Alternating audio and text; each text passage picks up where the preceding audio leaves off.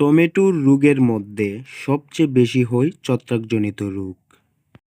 এই রোগ দমনের জন্য কী ছত্রাকনাশক স্প্রে করলে ভালো হবে এই ভিডিওর মাধ্যমে জানিয়ে দিব।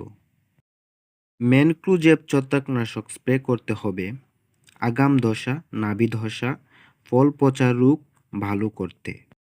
কার্বন ডাজিম ছত্রাকনাশক স্প্রে করতে হবে টমেটো গাছের গুঁড়া পচা, ঢলে পড়া এবং পাতা পোড়া রোগ দমন করতে।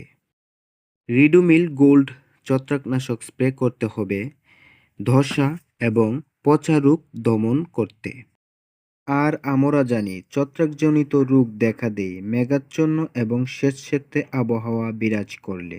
এই আবহাওয়া দেখা মাত্রই এই সব ছত্রাকনাশক নিয়মিত স্প্রে করতে হবে। এতে এই ছত্রাকজনিত রোগ হবে না এবং গাছ সুস্থ থাকবে, টমেটোর ফল ভালো হবে।